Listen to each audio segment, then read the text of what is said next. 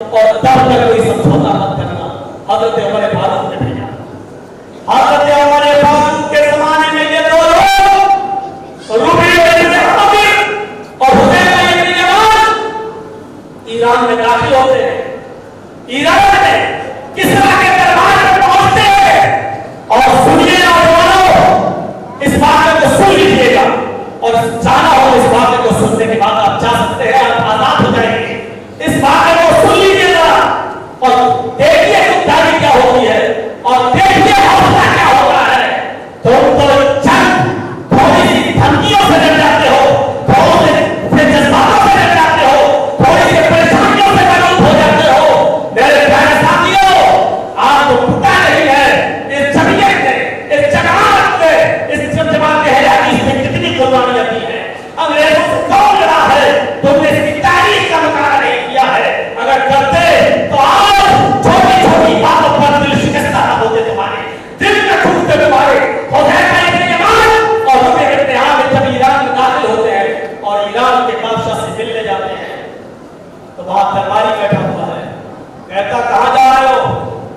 कहा तुम्हारे बादशाह ने किसरा ने हमको बुलाया है, उमर फारूक ने भेजा है, बातचीत के जरिए मसला हल करने आया, बुलाया। रुक जाओ, पहले मैं इजाजत लेके आता हूं। किसरा ने कहा हाँ उनको भेज दो और उनको ये कपड़ा दे देना।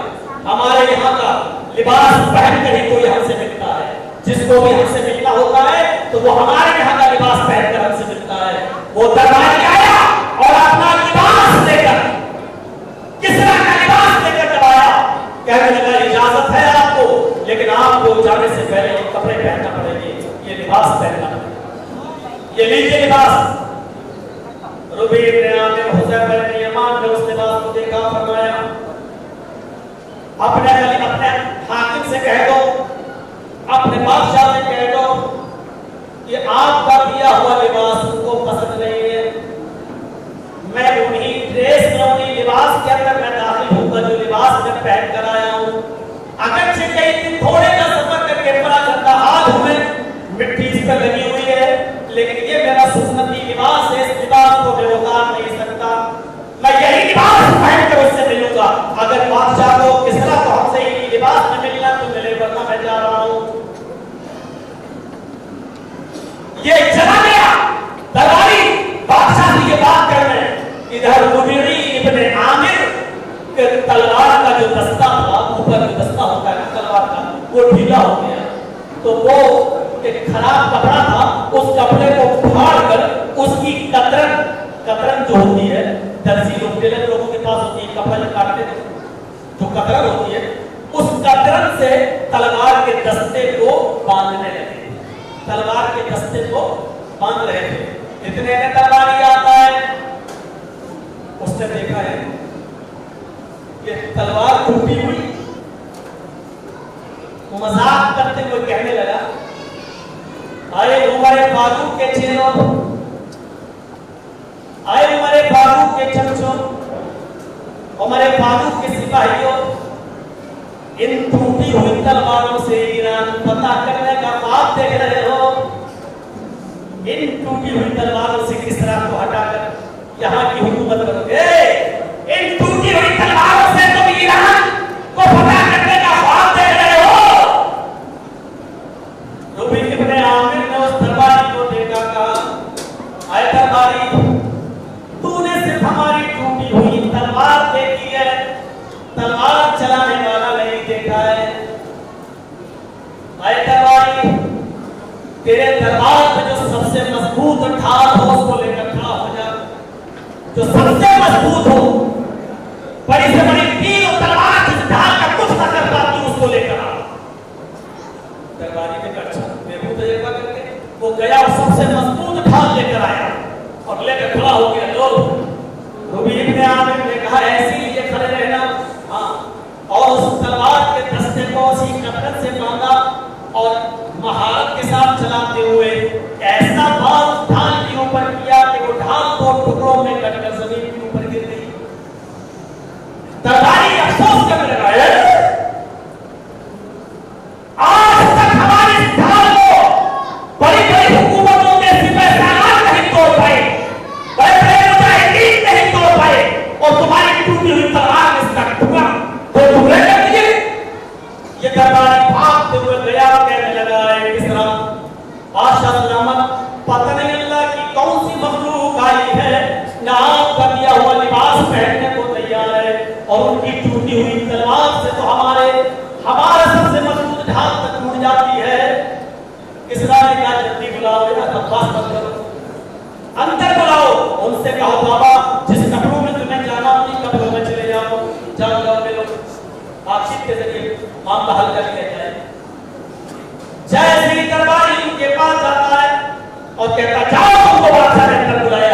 दोनों अंदर जाते हैं।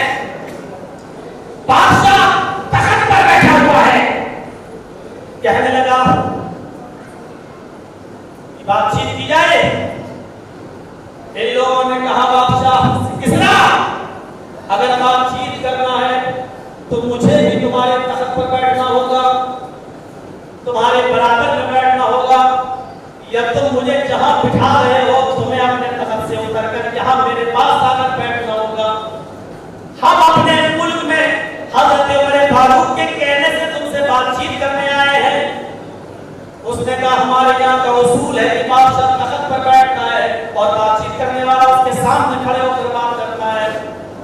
इन दोनों ने कहा मैं तुम्हारी दावत पर आया हूं, तुमने मुज़ाकरात के जरिए बातचीत को हल करने का रास्ता निकालने के लिए बुलाया है। हमने तुम्हें बादशाह माना ही नहीं कि हम तुम्हारी दलाली सुनने के लिए आए हैं, या तुम मेरे पास आकर बैठो या मुझे अपने पास तख्त पर बैठाओ। ऐसी बातचीत नहीं होगी वरना मैं चलता हूं। कहा जाओ तुम भी बैठ जाओ।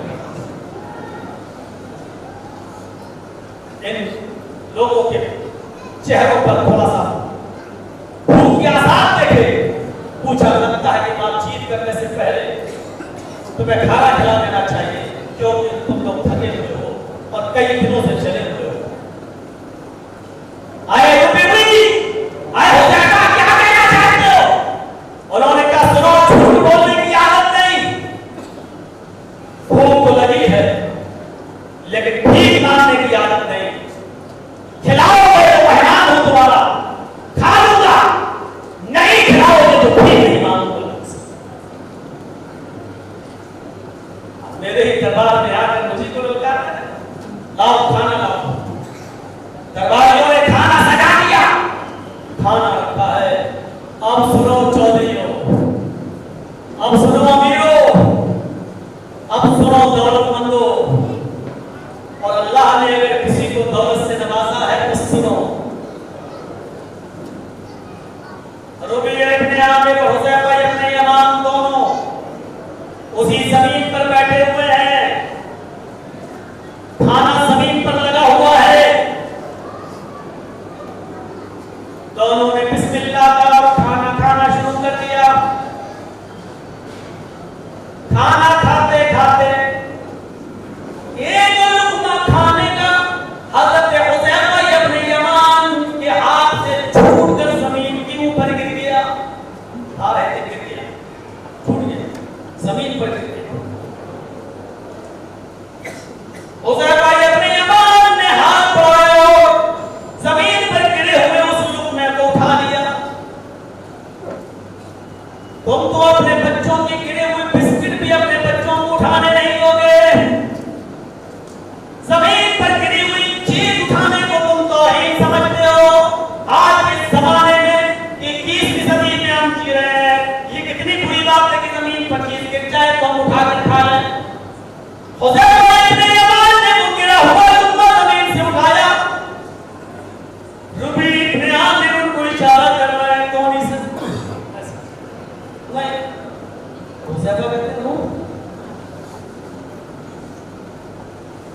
इशारा कर नहीं, हम दूसरे मुल्क में है, अरब में नहीं है, हम मदीने में नहीं है, हम ईरान में आए हैं। यहाँ गिरे हुए लुक़मे को उठाकर दोबारा खाने को मायूब समझा जाता है। हमें छोड़ देना चाहिए, गिरा हुआ लुक़मा गिर गया तो छोड़ दो, मत उठाओ, रहने दो। बादशाह देख रहा है, किसरा देख रहा है, उसके दरबारी देख रहे हैं, क्या सोचेंगे? हुज़ैफा